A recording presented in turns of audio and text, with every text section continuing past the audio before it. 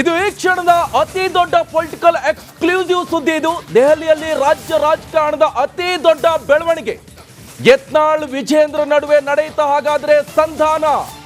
ದೆಹಲಿಯಲ್ಲಿ BY ವಿಜೇಂದ್ರ ಭೇಟಿಯಾಗಿದ್ದಾರೆ. ಬಸನಗೌಡ ಪಾಟೀಲ್ ಯತ್ನಾಳ್ ಅವರು ಪ್ರಹ್ಲಾದ್ ಜೋಶಿ, ರಮೇಶ್ ಜಾರಕಿಹೊಳಿ ಜೊತೆ ಕೂಡ ಮಾತುಕತೆ ಕೂಡ ನಡೆದಿದೆ. ಹೈಕಮಾಂಡ್ ಸಂದೇಶದಂತೆ ಒಂದಾದ್ರ ಹಾಗಾದ್ರೆ ಬಿಜೆಪಿಯ ನಾಯಕರು ಎನ್ನುವಂತ ಪ್ರಶ್ನೆ ಈಗ ಕಾರಣ. ದೊಡ್ಡ ಮಟ್ಟದಲ್ಲಿ ವೈರಿಗಳು ಅನ್ನುವಂತೆ ಕರ್ನಾಟಕದಲ್ಲಿ ಬಿಂಬಿತ ಆಗಿರೋದಂತ ಹೇಳಿದ್ರೆ ಅದು ಬಸನಗೌಡ ಪಾಟೀಲ್ ಯತ್ನಾಳ್ ಹಾಗೆ BY ವಿಜೇಂದ್ರ.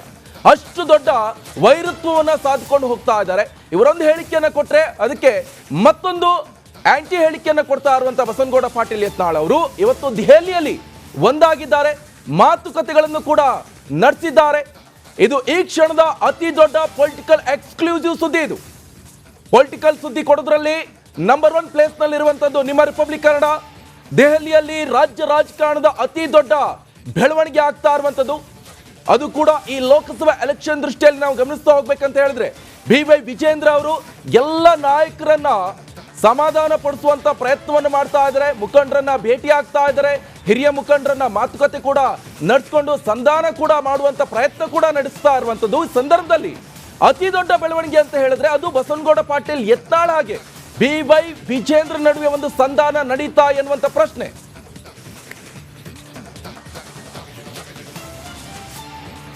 ನೋಡಿ, ಆ ಫೋಟೋಸ್ ಅಲ್ಲೂ ಕೂಡ ನೀವು ಗಮನಿಸ್ತಾ ಇರಬಹುದು. PC ಮೋಹನ್ ಇದ್ದಾರೆ, ಇನ್ನೊಂದು ಕಡೆಯಲ್ಲಿ ಬಸನಗೌಡ ಪಾಟೀಲ್ ಯತ್ನಾಳ್, ರಮೇಶ್ ಜಾರಕಿಹೊಳಿ, BY ವಿಜೇಂದ್ರ, ಪ್ರಹ್ಲಾದ್ ಜೋಶಿ ಇವರೆಲ್ಲರೂ ಕೂಡ ಕೂತ್ಕೊಂಡು ಮಾತುಕತೆಯನ್ನ ನಡೆಸ್ತಾ ಇರುವಂತದ್ದು. ಹಾಗಾದ್ರೆ ಸಾಕಷ್ಟು ಬೆಳವಣಿಗೆ ಆಗ್ತಾ ಇದೆ ಬಿಜೆಪಿ ಪಾಳ್ಯದಲ್ಲಿ ಅಂತಾನೆ ಹೇಳ್ಬೋದು. ಅದು ಕೂಡ ರಾಜ್ಯದಲ್ಲ, ನೋಡಿ ದೆಹಲಿಯಲ್ಲಿ ಕೂತ್ಕೊಂಡು ಮಾತುಕತೆಯನ್ನ ನಡೆಸ್ತಾ ಇರುವಂತದ್ದು. ಎಲ್ಲ ಒಂದ್ ಕಡೆ ಬಿಜೆಪಿಯ BY ವಿಜೇಂದ್ರ ಅವರು ರಾಜ್ಯಾಧ್ಯಕ್ಷ ಆದ ತಕ್ಷಣ ಎಲ್ಲ ಮುಖಂಡರನ್ನ ನಾಯಕರನ್ನ ಭೇಟಿಯಾಗಿ ಸಮಾಲೋಚನೆ ನಡೆಸಿ ಅವ್ರ ಜೊತೆ ವಿಶ್ವಾಸವನ್ನು ಗಳಿಸುವಂತ ಪ್ರಯತ್ನವನ್ನ BY ವಿಜೇಂದ್ರ ಅವರು ಮಾಡ್ತಾ ಇದ್ದಾರೆ. ಬಹಳ ಪ್ರಮುಖವಾಗಿ ಬೇರೆ ಬೇರೆ ನಾಯಕರನ್ನ ಈ ಹಿಂದೆ ಕೂಡ ಭೇಟಿಯಾಗಿದ್ರು. ಆದ್ರೆ ದೊಡ್ಡ ಮಟ್ಟದಲ್ಲಿ ರಾಜಕೀಯ ಸಂಚಲನ ಕ್ರಿಯೇಟ್ ಆಗ್ತಾ ಇರುವಂತದ್ದು ಬಸನಗೌಡ ಪಾಟೀಲ್ ಹಾಗೆ BY ವಿಜೇಂದ್ರ ಅವರ ಭೇಟಿ, ಹಾಗೆ ಸಾಕಷ್ಟು ಚರ್ಚೆ ಮಾತುಕತೆ. ಕಾರಣ ಅಷ್ಟೇ, ಸಾಕಷ್ಟು ಈ ರಾಜ್ಯದಲ್ಲಿ ಚರ್ಚೆ ಆಗ್ತಾ ಇರುವಂತದ್ದು ಬಸನಗೌಡ ಪಾಟೀಲ್ ಯತ್ನಾಳು ಬದ್ಧ ವೈರಿಗಳು. ಅದು ಕೂಡ ಯಡಿಯೂರಪ್ಪನವರ ವಿರುದ್ಧ ಇರ್ಬೋದು, BY ವಿಜೇಂದ್ರ ಅವರ ವಿರುದ್ಧ ಇರ್ಬೋದು, ಸಾಕಷ್ಟು ಆರೋಪ ಪ್ರತ್ಯಾರೋಪಗಳನ್ನು ಕೂಡ ಮಾಡ್ತಾ ಇರುವಂತದ್ದು ಬಸನಗೌಡ ಪಾಟೀಲ್ ಯತ್ನಾಳ್. ಏನೇ ಅಭಿವೃದ್ಧಿ ಇರ್ಬೋದು ಅಥವಾ CM ವಿಚಾರಕ್ಕೆ ಇರ್ಬೋದು, ಎಲ್ಲವನ್ನು ಕೂಡ ಆರೋಪವನ್ನು ಮಾಡ್ತಾ ಬರ್ತಾ ಇರುವಂತಹ ಯತ್ನಾಳ್ ಅವರು ಈಗ ದೆಹಲಿಯಲ್ಲಿ ಭೇಟಿ ಆಗ್ತಾ ಇರುವಂತದ್ದು ಸಾಕಷ್ಟು ಚರ್ಚೆಗೆ ಗ್ರಾಸವಾಗ್ತಾ ಇರುವಂತದ್ದು. ಅದು ಕೂಡ ದೆಹಲಿಯ ವರಿಷ್ಠರ ಸಮ್ಮುಖದಲ್ಲಿ ಪ್ರಹ್ಲಾದ್ ಜೋಶಿ ಇರ್ಬೋದು ಅಥವಾ PC ಮೋಹನ್, ರಮೇಶ್ ಜಾರಕಿಹೊಳಿ, ಸಾಕಷ್ಟು ಬಿಜೆಪಿಯ ಹಿರಿಯ ಮುಖಂಡರು ಕೂಡ ಇದರಲ್ಲಿ ಪಾಲ್ಗೊಂಡಿರುವಂತದ್ದು. ಹಾಗಾದ್ರೆ ಹೈಕಮಾಂಡ್ ಸಂದೇಶದಂತೆ ಒಂದಾದ್ರೆ ಬಿಜೆಪಿ ನಾಯಕರು ನೆಕ್ಸ್ಟ್ ಲೋಕಸಭಾ ಎಲೆಕ್ಷನ್ ನ ದೃಷ್ಟಿಯಿಂದ ಲೋಕಸಭಾ ಎಲೆಕ್ಷನ್ ಅನ್ನ ಬಿಜೆಪಿ ಗೆಲ್ಲೇಬೇಕು, 543 ಸ್ಥಾನಗಳನ್ನ ಗೆಲ್ಲುವಂತ ನಿಟ್ಟಿನಲ್ಲಿ ಬಿಜೆಪಿ ಸಾಕಷ್ಟು ಶ್ರಮವಹಿಸಿ ಕೆಲಸಗಳನ್ನ ಮಾಡ್ತಾ ಇದೆ. ಈ ನಿಟ್ಟಿನಲ್ಲಿ ಯಾರ ಜೊತೆಯೆಲ್ಲ ಅಸಮಾಧಾನ ಇತ್ತು ಎಲ್ಲರನ್ನ ವಿಶ್ವಾಸಕ್ಕೆ ತೆಗೆದುಕೊಂಡು ಹೋಗುವಂತ ಪ್ರಯತ್ನ BY ವಿಜೇಂದ್ರ ಅವರು ಮಾಡ್ತಾ ಇದ್ದಾರೆ. ಯಾಕಂದ್ರೆ ಅಷ್ಟು ದೊಡ್ಡ ಮಟ್ಟದ ಜವಾಬ್ದಾರಿ BY ವಿಜೇಂದ್ರ ಅವರಿಗೆ ಕೊಟ್ಟಿರುವಂತದ್ದು, ಸಾಕಷ್ಟು ಜವಾಬ್ದಾರಿ ಇರುವಂತದ್ದು. ಕಾರಣ BY ವಿಜೇಂದ್ರ ಅವರನ್ನ ಆಯ್ಕೆ ಮಾಡಿದ್ದೇ ಇದಕ್ಕೆ. ಫಸ್ಟ್ ಆಗಿ ಯುವ ನಾಯಕ, ಯುವ ಮುಖಂಡ, ಜನರನ್ನ ಒಟ್ಟಿಗೆ ತೆಗೆದುಕೊಂಡು ಹೋಗುವಂತ ಶಕ್ತಿ ಕೂಡ ಇರುವಂತದ್ದು. ಇವರ ತಂದೆ ಮಾಜಿ ಮುಖ್ಯಮಂತ್ರಿ ಎಸ್ ಯಡಿಯೂರಪ್ಪನವರು ಕೂಡ ಇದನ್ನೇ ಮಾಡಿರುವಂತದ್ದು. ರಾಜ್ಯದ ಉದ್ದಗಲಕ್ಕೂ ಕೂಡ ಸುತ್ತಿ ಸಂಘಟನೆ ಮಾಡಿರುವಂತದ್ದು. ಈಗ BY ವಿಜೇಂದ್ರ ಅವರು ಕೂಡ ಅದನ್ನೇ ಮಾಡ್ತಾ ಇದ್ದಾರೆ. ರಾಜ್ಯದ ಉದ್ದಗಲಕ್ಕೂ ಕೂಡ ಭೇಟಿಯನ್ನು ಕೊಟ್ಟು ಪ್ರವಾಸವನ್ನು ಕೈಗೊಳ್ಳುವಂತ ನಿಟ್ಟಿನಲ್ಲಿ ಕೂಡ ಚರ್ಚೆಯನ್ನು ಮಾಡ್ತಾ ಇರುವಂತದ್ದು. ಅದ್ರ ಜೊತೆಗೆ ಹಿರಿಯ ಮುಖಂಡರು, ನಾಯಕರು, ಬಸನಗೌಡ ಪಾಟೀಲ್ ಯತ್ನಾಳ್ ಅಂತ ತಕ್ಷಣ ಬಂದ್ರೆ BY ವಿಜೇಂದ್ರ ವಿರುದ್ಧವೇ ಕಿಡಿಕಾರ್ತಾ ಇರುವಂತದ್ದು, ಯಡಿಯೂರಪ್ಪನವರ ವಿರುದ್ಧವೇ ಕಿಡಿಕಾರ್ತಾ ಇರುವಂತದ್ದು.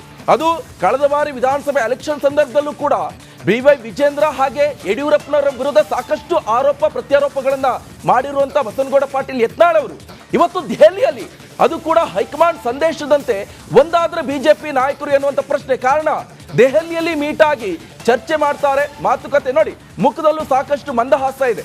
BY ವಿಜೇಂದ್ರ ಅವರ ಮುಖದಲ್ಲಿ ಸಾಕಷ್ಟು ಖುಷಿ ಇದೆ. ಪಕ್ಕದಲ್ಲಿ ಪ್ರಹ್ಲಾದ್ ಜೋಶಿ ಅವರಿದ್ದಾರೆ, ಅದ್ರ ಜೊತೆ ಬಸನಗೌಡ ಪಾಟೀಲ್ ಯತ್ನಾಳ್ ಅವರು ಇರುವಂತದ್ದು. ಹಾಗಾದ್ರೆ ಈ ಖುಷಿ ಸಂದೇಶವನ್ನ ನೋಡ್ತಾ ಇದ್ರೆ, ಈ ಖುಷಿ ಮುಖವನ್ನ ನೋಡ್ತಾ ಇದ್ರೆ ಎಲ್ಲೋ ಒಂದ್ ಕಡೆ ಒಟ್ಟಾದ್ರೆ ಹಾಗಾದ್ರೆ ನೆಕ್ಸ್ಟ್ ಎಲೆಕ್ಷನ್ ಅನ್ನ ಅಂದ್ರೆ ಲೋಕಸಭಾ ಎಲೆಕ್ಷನ್ ಅನ್ನ ಗೆಲ್ಲುವಂತ ನಿಟ್ಟಿನಲ್ಲಿ ಸಾಕಷ್ಟು ಶ್ರಮ ವಹಿಸ್ತಾ ಇರುವಂತ BY ವಿಜೇಂದ್ರ ಅವರು ನಾಯಕರನ್ನ ಭೇಟಿಯಾಗಿ ಅವರ ಸಮಾಧಾನ ಪಡಿಸುವಂತ ನಿಟ್ಟಿನಲ್ಲಿ ಸಾಕಷ್ಟು ಶ್ರಮ ವಹಿಸ್ತಾ ಇದ್ದಾರೆ. ಯಾಕಂತ ಹೇಳಿದ್ರೆ ಜವಾಬ್ದಾರಿ ಅಷ್ಟು ಮಟ್ಟ ಜವಾಬ್ದಾರಿ ಕೊಟ್ಟಿರುವಂಥದ್ದು ದೆಹಲಿಯ ವರಿಷ್ಠರು, JP ನಡ್ಡಾ ಇರ್ಬೋದು, ಪ್ರಧಾನಿ ನರೇಂದ್ರ ಮೋದಿ ಅವರು ಇರ್ಬೋದು, ಅಮಿತ್ ಶಾ ಇರ್ಬೋದು, ಅಥವಾ ಎಲ್ಲ BJP ನಾಯಕರನ್ನ ಭೇಟಿಯಾಗಿ ಅಸಮಾಧಾನ ಇರುವಂತ ನಾಯಕರು ಯಾರ್ಯಾರಿದ್ರು ಅವ್ರನ್ನೆಲ್ಲರನ್ನು ಕೂಡ ಒಗ್ಗೂಡಿಸುವಂತ ಪ್ರಯತ್ನ ಮಾಡ್ತಾ ಇರುವಂಥದ್ದು. ಇದು ರಾಜ್ಯ BJPಯಲ್ಲಿ ಅತಿ ದೊಡ್ಡ ಸಂಚಲನ. ಅಮಿತ್ ಶಾ ಕರ್ನಾಟಕ ಭೇಟಿಗೂ ಮುನ್ನವೇ ಭಾರಿ ಬೆಳವಣಿಗೆ. ಯತ್ನಾಳ್ ವಿಜೇಂದ್ರ ನಡುವೆ ನಡೀತಾ ಹಾಗಾದ್ರೆ ಸಂಧಾನ ಎನ್ನುವಂತ ಮಾತು ಮುನಿಸು ಮರೆತು ಒಂದಾದ್ರೆ ಹಾಗಾದ್ರೆ ಉಭಯ ನಾಯಕರು ಎನ್ನುವಂತ ಪ್ರಶ್ನೆ. ನಾಳೆ ರಾಜ್ಯಕ್ಕೆ ಭೇಟಿಯನ್ನ ಕೊಡಲಿದ್ದಾರೆ ಅಮಿತ್ ಶಾ ಅವರು. ಅದಕ್ಕೂ ಮುನ್ನ ರಾಜ್ಯ ನಾಯಕರ ಒಗ್ಗಟ್ಟು ಪ್ರದರ್ಶನ ಯಾವ ರೀತಿಯಾಗಿದೆ ಅಂತ ನೋಡಿ.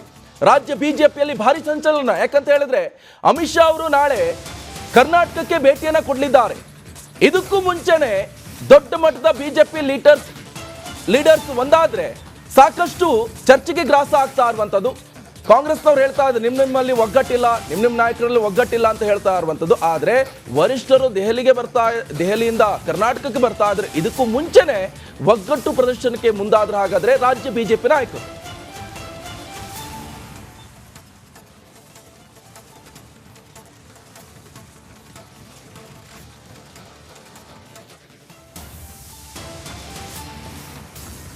ಈಗಾಗಲೇ ಗಮನಿಸ್ತಾ ಇದ್ವಿ, ದೊಡ್ಡ ಮಟ್ಟದ ಸಂದೇಶ ಕೊಡೋಕೆ ಮುಂದಾದ್ರೆ ಹಾಗಾದ್ರೆ BY ವಿಜೇಂದ್ರ ಎನ್ನುವಂತ ಪ್ರಶ್ನೆ.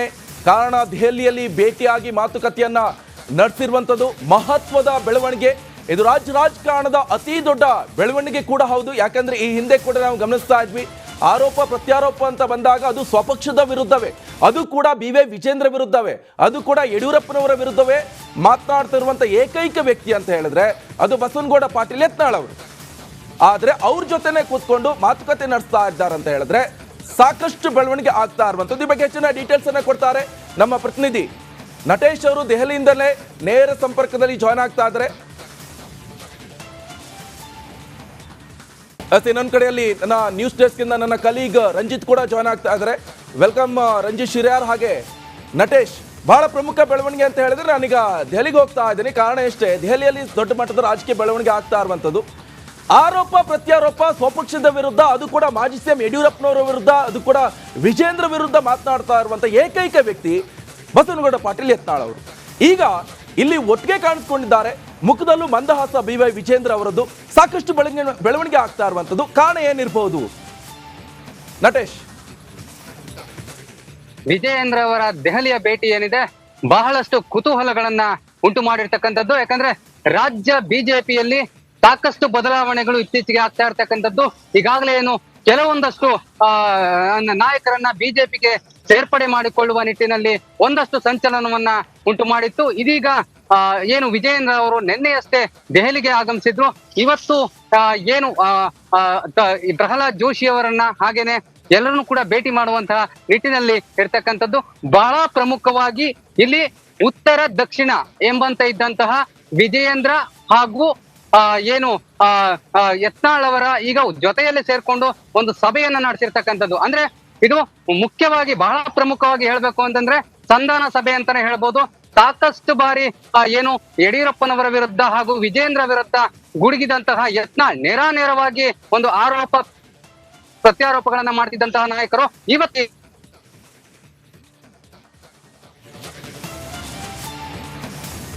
ಈಗಾಗಲೇ ಗಮನಿಸ್ತಾ ಇದ್ವಿ, ಒಂದ್ ಕಡೆ ಯಾವ ರೀತಿಯಾಗಿ ಬೆಳವಣಿಗೆ ಆಗ್ತಾ ಇದೆ. ರಾಜಕಾರಣ ಅಂದ ಕೂಡಲೇ ಸಾಕಷ್ಟು ಬೆಳವಣಿಗೆ ಖಂಡಿತವಾಗೂ ಆಗೇ ಆಗುತ್ತೆ. ಅದು ಕೂಡ ಎಲೆಕ್ಷನ್ ಸಂದರ್ಭದಲ್ಲಿ ಏನ್ ಬೇಕಾದ್ರೂ ಆಗ್ಬಹುದು. ಸೊ ಹಾಗಾದ್ರೆ ಈಗ ನನ್ನ ನ್ಯೂಸ್ ಡೆಸ್ಕ್ ನನ್ನ ಕಲೀಗ್ ರಂಜಿತ್ ಶಿರ್ಯಾರ್ ಕೂಡ ನ್ಯೂಸ್ ಡೆಸ್ಕ್ ಇಂದ ಜಾಯ್ನ್ ಆಗ್ತಾ ಇದ್ದಾರೆ. ರಂಜಿತ್ ಶಿರ್ಯಾರ್, ಈಗ ರಾಜ್ಯದಲ್ಲಿ ಸಾಕಷ್ಟು ಬದಲಾವಣೆ ಆಗ್ತಾ ಇರುವಂತದ್ದು. ಈ ಒಂದು ಭೇಟಿ ಹಾಗೆ ಈ ಒಂದು ಚರ್ಚೆ ಎಷ್ಟು ಮಟ್ಟಿಗೆ BJPಗೆ ಪ್ಲಸ್ ಆಗುತ್ತೆ ರಾಜ್ಯದಲ್ಲಿ? ಖಂಡಿತವಾಗ್ಲೂ ಕೂಡ ನಿಕೇಶ್, ನಾವಿಲ್ಲಿ ಗಮನಿಸಬೇಕು, ಮುಂದಿನ ಲೋಕಸಭಾ ಚುನಾವಣೆಗೆ BJP ಕಾರ್ಯತಂತ್ರವನ್ನ ಹೆಣಿತಾ ಇದೆ. BJPಯ ಮೂಲ ಮಂತ್ರ ಏನು ಅಂತ ಹೇಳಿದೆ, ಎಲ್ಲರೂ ಕೂಡ ಜೊತೆಯಾಗಿ ಹೋಗಬೇಕು ಅನ್ನೋದು. ಆ ಲೆಕ್ಕಾಚಾರದಲ್ಲಿ BJP ಈಗ ಅಸಮಾಧಾನಿತ ನಾಯಕರಿದ್ದಾರೆ. ಅದರಲ್ಲೂ ಕೂಡ ಬಸನಗೌಡ ಪಾಟೀಲ್ ಯತ್ನಾಳ್ ಅವರು BJPಯ ರಾಜ್ಯದ ನಾಯಕತ್ವದ ವಿರುದ್ಧ ಸಿಡಿದೆದ್ದವರು. ಯಡಿಯೂರಪ್ಪ ಅವರ ವಿರುದ್ಧ ಹಾದಿ ಬೀದಿಯಲ್ಲಿ ಮಾತನಾಡ್ತಿದ್ದಂಥ ಬಸವರಾಜ ಯತ್ನಾಳ್ ಅವರು, ಬಸನಗೌಡ ಪಾಟೀಲ್ ಯತ್ನಾಳ್ ಅವರು, ಅದ್ರ ಜೊತೆಗೆ ರಮೇಶ್ ಜಾರಕಿಹೊಳಿ ಅವರನ್ನ ಯಾವಾಗ ಈ ಹಿಂದೆ ಬಿಜೆಪಿ ಸರ್ಕಾರ ಇದ್ದಾಗ ಅವ್ರನ್ನ ನಡೆಸ್ಕೊಂಡಂತ ರೀತಿ ಇತ್ತಲ್ಲ, ಅದಕ್ಕೆ ಅವರು ಪದೇ ಪದೇ ಹೈಕಮಾಂಡ್ ಮಟ್ಟದಲ್ಲಿ ಬಿಜೆಪಿ ಕುರಿತಾಗಿ ಅಸಮಾಧಾನವನ್ನ ಹೊರ ಹಾಕ್ತಾನೆ ಇದ್ರು. ಈಗ ಇತ್ತೀಚೆಗೆ ನಾಯಕತ್ವದ ವಿಚಾರದಲ್ಲೂ ಕೂಡ ಅವರಿಗೆ ಒಂದು ಅಸಮಾಧಾನ ಇತ್ತು ಅನ್ನೋದು ಪದೇ ಪದೇ ಅದು ಗೊತ್ತಾಗ್ತಾನೆ ಇತ್ತು. ಇದೆಲ್ಲವನ್ನ ಸರಿಪಡಿಸೋದಕ್ಕೆ ಅದರಲ್ಲೂ ಕೂಡ BY ವಿಜಯೇಂದ್ರ ಅವರು ತಾವು ಯಾವಾಗ ರಾಜ್ಯಾಧ್ಯಕ್ಷರಾದ್ರು ಅವತ್ತಿನಿಂದಲೂ ಕೂಡ ಒಂದು ಪ್ರಯತ್ನವನ್ನು ಮಾಡ್ತಾ ಇದ್ರು. ಆದ್ರೆ ಅದು ಸಾಧ್ಯ ಆಗಿಲ್ಲ ಅನ್ನೋದಕ್ಕೆ ಯತ್ನಾಳ್ ಅವರು ಪದೇ ಪದೇ ವಿಜಯೇಂದ್ರ ಅವ್ರ ಬಗ್ಗೆ ಕೂಡ ಹೇಳ್ತಾ ಇದ್ರು. ಮತ್ತೆ ವಿಜಯೇಂದ್ರ ಅವರು ಭ್ರಷ್ಟರು ಅನ್ನೋ ರೀತಿಯಲ್ಲೆಲ್ಲ ಮಾತಾಡಿದ್ದನ್ನು ನಾವು ಗಮನಿಸಿದ್ದೀವಿ. ಮತ್ತು ಯಡಿಯೂರಪ್ಪ ಅವರು ಒಂದು ರೀತಿಯಲ್ಲಿ ಯಡಿಯೂರಪ್ಪ ಅವ್ರ ಬಗ್ಗೆ ಯತ್ನಾಳ್ ಅವರ ಮಾತಿದೆಯಲ್ಲ, ಅದು BJP ನಾಯಕರಿಗೆ ಸಹಿಸ್ಕೊಳ್ಳಿಕ್ಕೆ ಆಗ್ತಿರಲಿಲ್ಲ. ಆದರೂ ಕೂಡ ಸುಮ್ಮನೆ ಇದ್ದರು. ಹೈಕಮಾಂಡೇ ಇದನ್ನು ಸರಿಪಡಿಸಬೇಕು ಅನ್ನೋ ಒಂದು ಲೆಕ್ಕಾಚಾರದಲ್ಲಿದ್ದರು. ಈಗ ಇವತ್ತೇನು ನಾವು ನೋಡ್ತಾ ಇದ್ದೀವಲ್ಲ, ಇವತ್ತಿನ ಒಂದು ಬೆಳವಣಿಗೆಯಲ್ಲಿ ಯತ್ನಾಳ್, ರಮೇಶ್ ಜಾರಕಿಹೊಳಿ ಸೇರಿದಂತೆ ಪ್ರಹ್ಲಾದ್ ಜೋಶಿ, PC ಮೋಹನ್ ಹಾಗೆ ವಿಜಯೇಂದ್ರ ಒಂದೇ ಒಟ್ಟಿಗೆ ಕಾಣಿಸಿಕೊಂಡಿದ್ದು BY ರಾಘವೇಂದ್ರ ಅವರ ನಿವಾಸದಲ್ಲಿ, ಸಂಸದ BY ರಾಘವೇಂದ್ರ ಅವರ ನಿವಾಸದಲ್ಲಿ ಇವರೆಲ್ಲರೂ ಕೂಡ ಒಟ್ಟಿಗೆ ಕೂತ್ಕೊಂಡು ಫೋಟೋಗೆ ಪೋಸ್ ಕೊಟ್ಟಿದ್ದು ಇದು ಬೇರೆ ರೀತಿಯ ಸಂದೇಶವನ್ನು ರವಾನಿಸ್ತಾ ಇದೆ. ಬಿಜೆಪಿಯಲ್ಲಿ ಎಲ್ಲವೂ ಕೂಡ ಸರಿ ಇಲ್ಲ ಅನ್ನೋ ಒಂದಿಷ್ಟು ವಿಚಾರಗಳೇನಿದ್ವು, ಕಾಂಗ್ರೆಸ್ ನೇರ ಅದನ್ನೇ ಪಾಯಿಂಟ್ ಮಾಡಿ ಹೇಳ್ತಾ ಇತ್ತು.